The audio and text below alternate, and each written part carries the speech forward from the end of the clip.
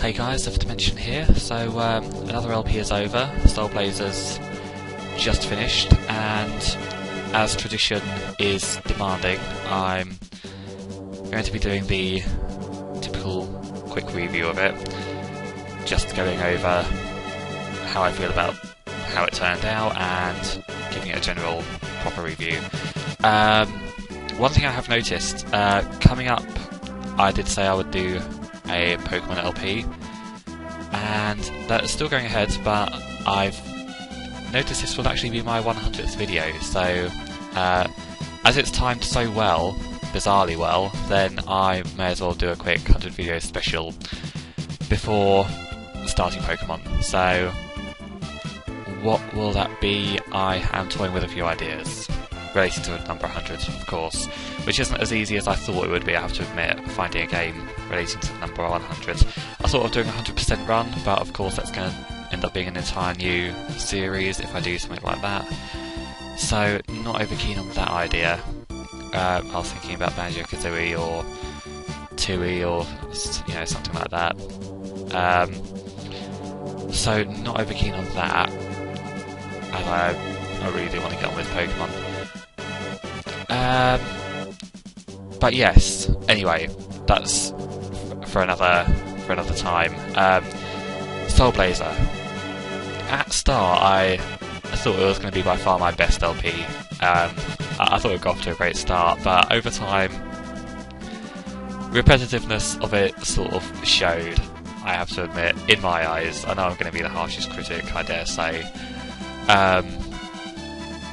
So, overall, probably my least favourite so far, it turned out to be. I was thrilled with it at the start, but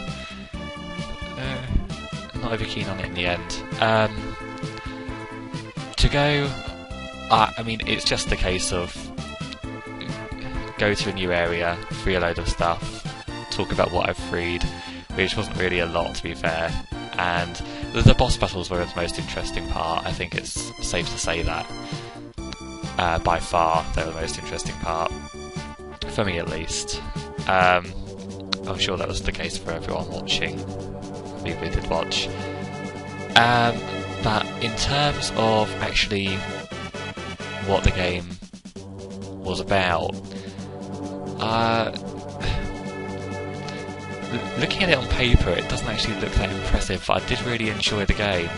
It really surprised me how much I enjoyed it in the end, actually. In terms of gameplay, as repetitive as it was, there's something about the rewards that made it not tedious to go from monster spawner to monster spawner. I don't know what it was about it. It's the same thing I found in Dark Clouds probably when I played that. It's something about bringing the rewards together that makes things like that just feel not so tedious. If there weren't any rewards and you literally it was a case of find this many spawners and stop them all, it'd be the most boring thing I'd find. So yeah, it was repetitive, but the rewards made it not tedious in a way. In terms of gameplay though, most of the plus points go to the bosses easily, because even though a lot of the fights in general, not the bosses, but just the general normal fights, were just a case of hit the enemy over and over again, stand in the right position, wait for them to come to you a lot of the time, and magic didn't really ever come into play a lot of the time.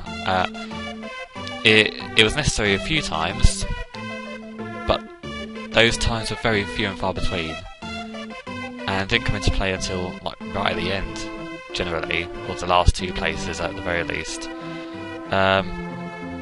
I used them a few times, but on the whole, you can get by just fine without it for the most part.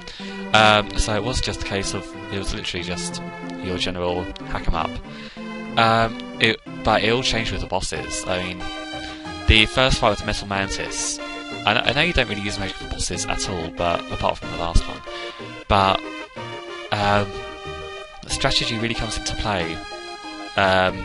In the sense, I wasn't expecting it at all to, but with the Metal Mantis, it did take me a while to figure it out, and I'm not even sure I found the best way to do it, but I like that. I like the idea of there being multiple ways to do it that I may not have figured it out. I mean, it may well have been that I was doing it right all along, but I like the idea of there being multiple ways to go about it. I know that's, in a game like this, I'm probably wrong, and there probably is literally one way to go about it in general. There's a few fights where you definitely can't say that though. There's the boss of the 5th area, or no, 6th area, I think. Madrid Castle anyway. Definitely multiple ways to go about that one just based on the environment alone that you're fighting in. So, gameplay in general, I give it a 6 out of 10, just for the sheer fact that it wasn't as... It exceeded expectations, I should say. The battle system, I normally like to give this its own section in the review, as it were, but it's not really a part of the game that stands on its own, if that makes any sense. It's sort of not really innovative or anything. It's just your generic hack and slash. I think I've already called it this already, but you're just going to be relying on your normal attack for the entire thing, pretty much, with very few exceptions that come into it quite late. And as I said earlier, the only instances where you're encouraged to plan your attacks better than you have been would be the boss fights, particularly with the final boss. So if I was to grade that separately, it would only be a 5 out of 10, to be honest. It did well with what it had to work with, I guess, or rather what it gave itself to work with, I should say, but it's not a great system, no. Going on to the story, should I? Because it's a generic story, it really is. It's an enjoyable addition to the game, but not a brilliantly unique story, I have to admit. Just a generic, oh, there's a bad guy and he's manipulating the king, and the queen turns out to be greedy as well. Nothing hugely new, but it's fine because the game isn't really about the story, like, at all, to be honest. It's a nice addition, it goes with the game nicely, but it was never going to be like the pivotal point. That was always going to be the gameplay. So yeah, only a 4 out of 10 for the story, I would say. It was generic, but it worked, I guess. It got the job done, I should say. So I can't really penalise it too much. The music, I'm not such a fan of in this game. In fact, I don't remember a single track offhand. And I was in some of those places an awful long time. And they fit their area, I guess, but there wasn't any instances where I thought, wow, this is really unfitting. But there was nothing major. I know we're only talking... I know it's hard to grade these games on music based on what we have today with great big orchestrations and whatnot. It's difficult to grade anything pre-PS2 era, so... And even that would be a bit harsh compared to what we have now, but the tracks blended in very well. Almost so much that you don't notice them. That's the nicest way I can really put it. I'd give the music an average 5 out of 10, to be honest, just for literally being quite unremarkable, I'm afraid. Replayability. I do like to grade games on their replayability, and in fairness, the game is replayable, definitely. As I've mentioned before, it's repetitive, but still interesting in a weird way, and I don't see why that should make any difference if you played it again. not saying it's a game you're going to rush to play again, but to be honest, it's a fairly enjoyable game just to sort of play absent-mindedly, I think is the best way I can describe it. So I'd give it 6 out of 10 for that in replayability factor, just because it's... if I'd played it beforehand, I would have had no qualms about LPing it straight after. I did do it as a blind run, but if I was about to... I don't like testing out games I've never tried before LPing them, because I know it's going to be a real... LPing them afterwards is going to feel really boring.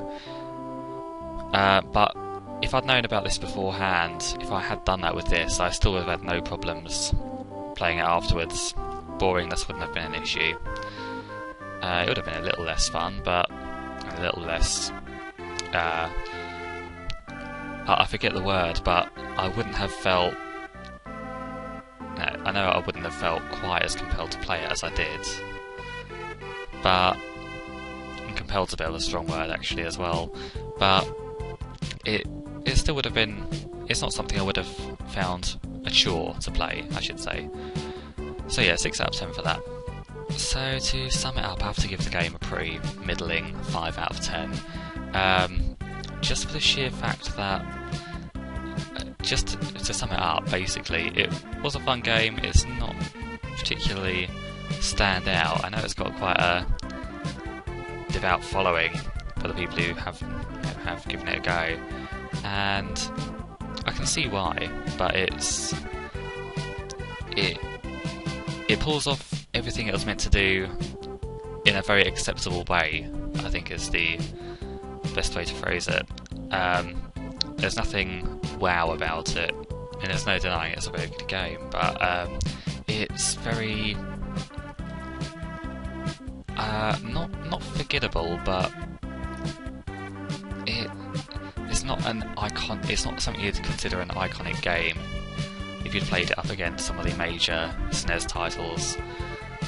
It's not something that you'd particularly remember for being something amazingly innovative or anything like that. It was a good game, definitely. I keep saying that over and over again, but not one that you wouldn't have any problems picking up again, but not one that's gonna be the first to jump to your mind when you talk about classic SNES console games, I think. So that is that. Yeah, 5 out of 10. It's a good game, not iconic, but a reliable one. You know what you're going to get with it. So yeah, thank you very much for watching, and I will see you for the 100 video special, or Pokemon, whatever it is I do. See you for that.